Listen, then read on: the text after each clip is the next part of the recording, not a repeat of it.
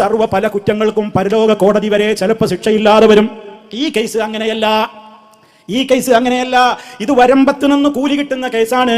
ആരൊക്കെ ഉമ്മയെ ബുദ്ധിമുട്ടിച്ചോ ബാപ്പയെ ബുദ്ധിമുട്ടിച്ചോ അതിനുള്ള പ്രതികാരം നമ്മൾ തൗബ ചെയ്യാതെ പിന്നെയും അതേ നിലപാടിലാണ് പോകുന്നതെങ്കിൽ നമുക്കും വളർന്നു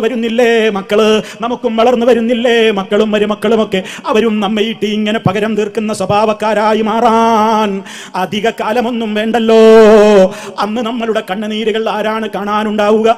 പലരും പുറത്തേക്ക് ചിരിക്കും, എൻ്റെ വീട്ടിൽ എനിക്ക് സമാധാനമാണെന്ന് പലരോടും പറയും. പക്ഷേ ഒരു 5 മിനിറ്റ് അവരെ ഒന്ന് മാറ്റി നിർത്തിയിട്ട് ഉമ്മാ നിങ്ങളുടെ മനസ്സൊന്ന് തുറക്കൂ, ഉപ്പാ നിങ്ങളുടെ മനസ്സൊന്ന് തുറക്കൂ എന്ന് പറയുമ്പോ നിങ്ങളുടെ മുമ്പിൽ വെച്ച് പൊട്ടി പൊട്ടി കരഞ്ഞിട്ട് അവരുടേതായ പരാതികളുടെ ഭാണ്ഡക്കെട്ടുകളൊന്ന് നമ്മുടെ മുമ്പിൽ ഇറക്കി വെക്കുന്ന ആ വേദനാജനകമായ കാഴ്ച എത്ര തവണ എത്ര ആളുകളില്ലെന്ന് നമ്മൾ ഇന്നും കാണുന്നു, കേൾക്കുന്നു. അതുകൊണ്ട് വബിൽ വാലിദൈനി ഇഹ്സാനാ, മാതാപിതാക്കളോട് ഏറ്റവും നല്ല നിലയിൽ വർത്തിക്കണേ. അവരെ ഇട്ട് അങ്ങോട്ടും ഇങ്ങോട്ടും തട്ടരുത് മക്കളെ. പ്രായം പൂർത്തിയാകുമ്പോൾ പലരും ഉമ്മമാരും ഉപ്പമാരും ഇപ്പൊ പലരും പറയുന്നത് എന്താ, എൻ്റെ മക്കൾക്കും മരുമക്കൾക്കൊക്കെ എന്നെ വേണ്ടാത്തൊരു കാലം വരെയുള്ള ആയുസ് എനിക്ക് കിട്ടാതിരുന്നാൽ മതിയായിരുന്നു. അത് പറയുന്ന പലരോടും നമ്മൾ പറയും, അങ്ങനെ പറയല്ല ഉമ്മ, അങ്ങനെ ചിന്തിക്കല്ല ഉപ്പ, ദുആ ചെയ്യേ, നമ്മുടെ മക്കൾക്ക് നല്ല മനസ്സ് വരും. അങ്ങനെയൊന്നും നിങ്ങൾ ചിന്തിക്കല്ലേ. എന്തേ? അവർക്കുള്ള നടുക്കം എന്താണെന്നോ അവരും പലതും കാണുകയാണ്. പ്രായമായി കഴിയുമ്പോൾ പിന്നെ എല്ലാ മക്കൾക്കും തിരക്കായി, പിന്നെ ഉമ്മാനെ ആര് നോക്കും ഉപ്പാനെ ആര് നോക്കുന്ന നറുക്കെടുക്കുകയാണ്. എൻ്റെ മാത്രം ബാപ്പയെന്നല്ലോ, എൻ്റെ മാത്രം ഉമ്മയെന്നല്ലോ, 6 മാസം നീ കൊണ്ടുപോയി നോക്ക്.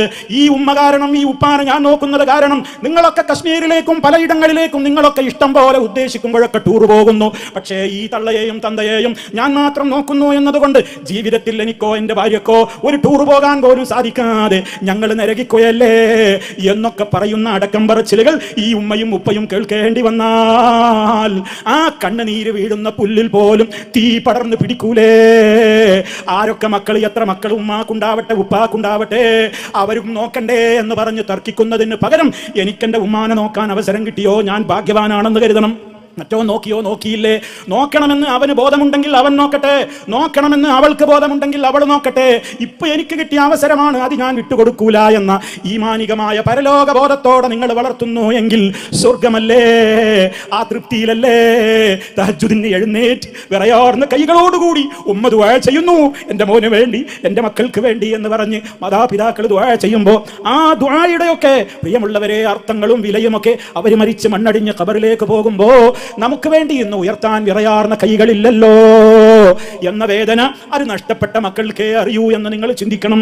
അതുകൊണ്ട് ജീവിച്ചിരിക്കുന്ന ഉമ്മമാരോടും ഉപ്പമാരോടും കടമകൾ നിറവേറ്റണം. ഇനി മരിച്ചാലും മറക്കരുത്, ദിനേന അവർക്ക് വേണ്ടി നമ്മൾക്ക് വേണ്ടി പ്രാർത്ഥിക്കുമ്പോഴൊക്കെ അവർക്കും വേണ്ടി പ്രാർത്ഥിക്കുക. വലതുൻ സാലിഹുൻ യദഉ ലഹു, അവർക്കായി പ്രാർത്ഥിക്കുന്ന മക്കള്, സന്താനങ്ങൾ, നമ്മൾ മരിക്കോളം നമ്മൾ അവർക്ക് വേണ്ടി പ്രാർത്ഥിക്കുക.